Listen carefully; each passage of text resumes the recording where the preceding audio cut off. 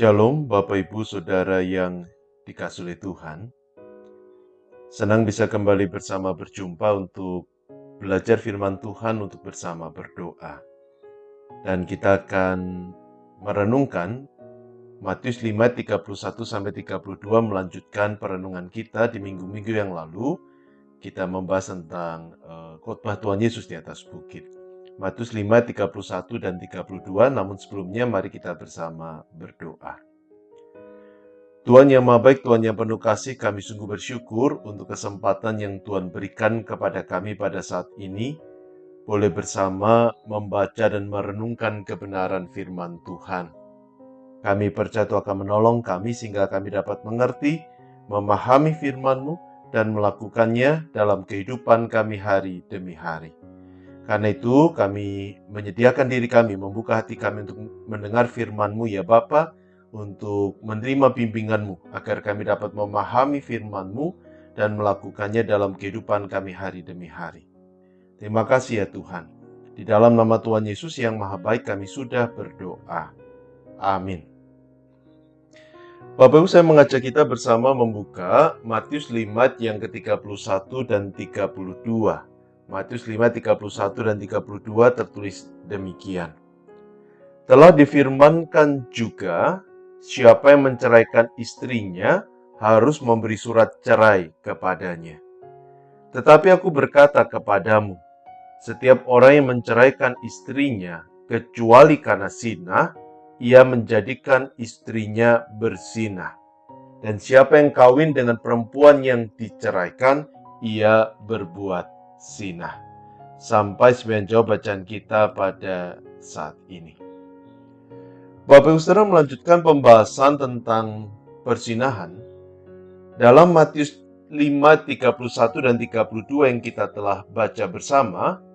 Tuhan mengkaitkan hukum tentang perzinahan dengan perceraian. Tuhan Yesus berkata, telah difirmankan juga, siapa yang menceraikan istrinya harus memberi surat cerai kepadanya.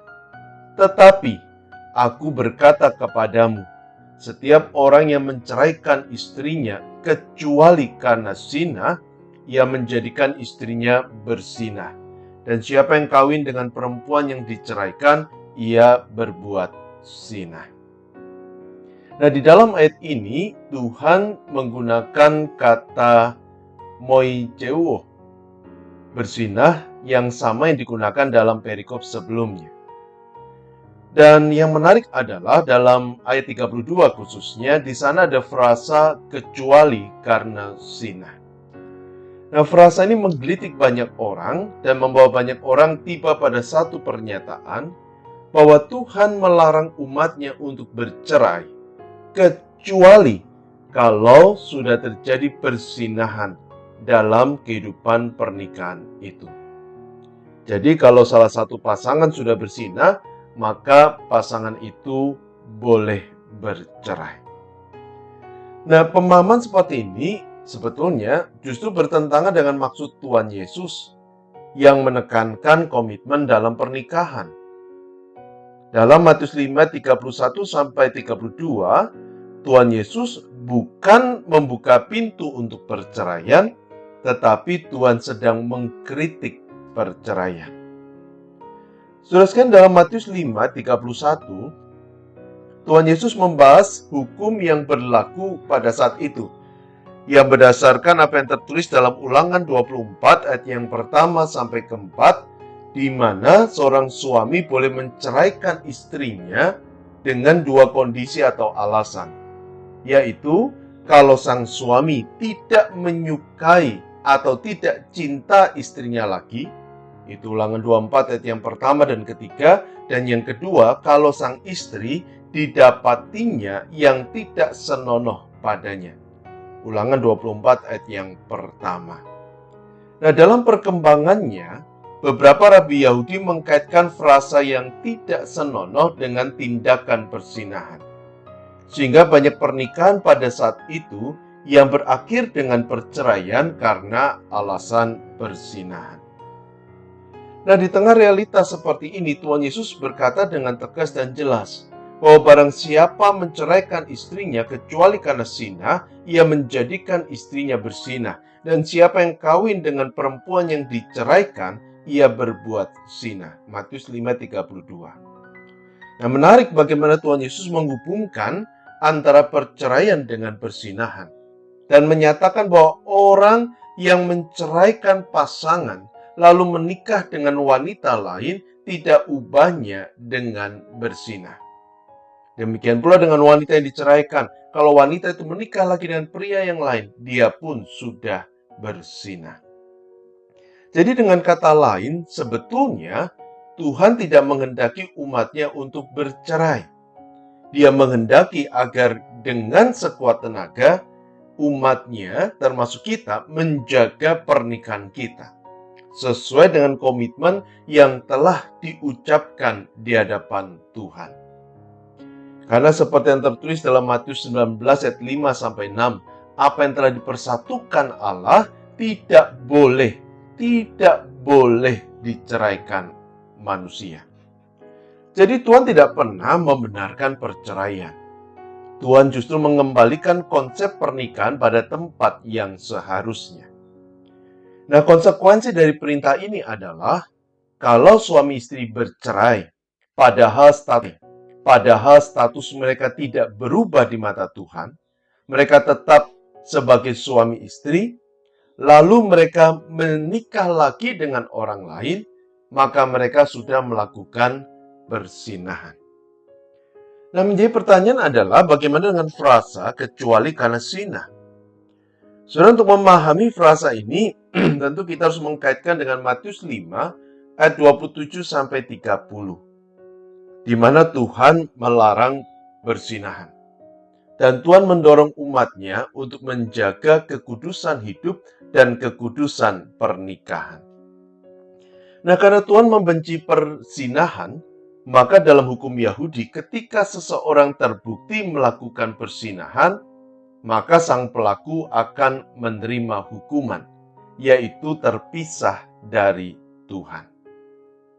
Namun yang menjadi pertanyaan, apakah Tuhan akan menghukum mereka untuk selama-lamanya? Apakah pintu pengampunan tidak tersedia bagi mereka? Saudara, apabila mereka bertobat dan berbalik kepada Allah, serta mengasihi Tuhan dengan segenap hati mereka, maka kasih karunia dan pengampunan Tuhan juga tersedia bagi mereka. Jadi, frasa kecuali karena zina tidak boleh dipahami bahwa kalau pasangan sudah berzina maka secara otomatis saya berhak untuk bercerai. Seakan-akan satu-satunya cara, satu-satunya jalan untuk menyelesaikan perzinahan adalah perceraian. Sebaliknya Tuhan mendorong kita untuk berusaha sekuat tenaga mempertahankan pernikahan. Bahkan ketika pasangan sudah melukai kita, Tuhan mendorong kita untuk meneladani kasih-Nya dan mempraktekkan kasih dengan mengampuni mereka. Dengan harapan mereka bisa berbalik dari dosa dan menjalani hidup yang benar di dalam Tuhan.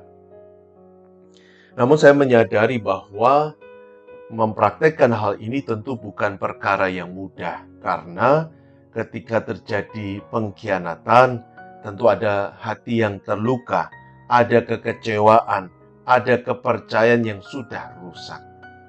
Namun bukan berarti kita tidak bisa mengampuni. Bukan berarti kita tidak bisa mengasihi meski sudah terluka. Bukankah Tuhan Yesus, Dia sudah mengampuni kita meski kita sudah melukai Dia berulang-ulang kali. Dan kasih-Nya memulihkan kita, serta memampukan kita untuk tetap mengasihi meski kita sudah terluka berulang kali. Jadi mindset yang perlu kita miliki bukanlah bagaimana saya menyelesaikan perzinahan dengan perceraian, tetapi mindset yang harusnya kita miliki adalah Tuhan menghendaki saya mempertahankan pernikahan dengan sekuat tenaga saya. Saya harus berusaha, termasuk ketika saya harus mengampuni orang yang sudah melukai saya. Dengan demikian, maka pernikahan kita akan memancarkan kasih Tuhan. dan pernikahan kita akan menjadi berkat bagi banyak orang. Nah, untuk bisa melakukan itu, maka yang pertama, minta supaya Tuhan yang menolong kita agar bisa mencintai pasangan kita, agar bisa mempraktikkan cinta itu secara nyata dalam kata-kata, dalam perbuatan, termasuk juga dalam kesetiaan kita kepada pasangan kita. Hubungan pernikahan terlalu berharga untuk diakhiri dengan sebuah perceraian. Hubungan pernikahan terlalu berharga untuk dirusak karena sebuah persinahan. Jangan menukar batu permata dengan batu kali. Jangan menukar pernikahan yang tidak ternilai harganya demi kepuasan jasmani semata. Yang pertama, minta supaya Tuhan yang memperbarui hati kita agar kita bisa mencintai. Yang kedua, minta agar Tuhan juga menolong kita untuk bisa mengasihi dengan segenap hati kita. Untuk mempraktekkan kasih itu dalam kehidupan bersama terhadap pasangan kita, terhadap keluarga kita. Yang ketiga, bangun komunikasi yang baik dengan pasangan kita agar kesalahpahaman bisa diminimalkan dan kebersamaan relasi semakin erat dari waktu ke waktu. Tuhan mengasihi kita. Dia menghendaki kebahagiaan hidup kita, termasuk juga kebahagiaan dalam pernikahan.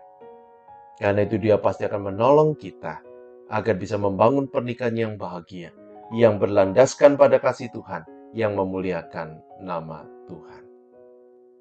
Amin. Mari kita bersama berdoa. Tuhan, terima kasih untuk firman yang boleh kami renungkan bersama saat ini, yang mengingatkan kami kembali bahwa Allah menghendaki kebahagiaan dalam kehidupan kami, termasuk kebahagiaan dalam pernikahan kami. Tuhan, bantulah kami agar kami bisa mewujudkan apa yang Tuhan kehendaki dalam hidup kami, dalam hidup keluarga kami. Bimbing dan sertai kami.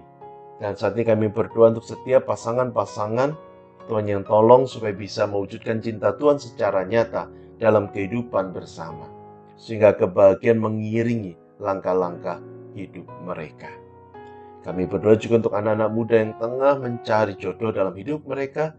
Tuhan juga berkati pertemukan dengan yang terbaik, dan biarlah mereka boleh belajar mencintai dan merasakan cinta Tuhan, orang yang Tuhan kirimkan dalam hidup mereka. Berkati keluarga kami, berikan damai dan sukacita senantiasa. Berkati juga untuk pekerjaan kami, studi kami, Allah yang memimpin memberkati. Kami juga berdoa untuk saudara kami yang masih duduk di bangku sekolah atau kuliah. Tuhan yang berkati, mampukan mereka untuk meraih prestasi untuk dipersembahkan kepada Tuhan. Berkati juga untuk saudara kami yang sakit, berkenan Tuhan melawat, menjamah. Kami juga berdoa untuk gereja Tuhan GKI Kutisari Indah, Allah yang berkasih karunia menolong gerejamu untuk terus bertumbuh, berkarya, berbuah bagi kemuliaan nama Tuhan. Dan berkati bangsa negara kami. Terima kasih ya Tuhan. Kami percaya Engkau telah mendengar doa kami, yang terbaik Tuhan akan berikan. Di dalam nama Tuhan Yesus yang Maha Baik kami sudah berdoa. Amin. Bapak Ibu Saudara tetap sehat, tetap semangat. Tuhan memberkati Bapak Ibu dan Saudara senantiasa.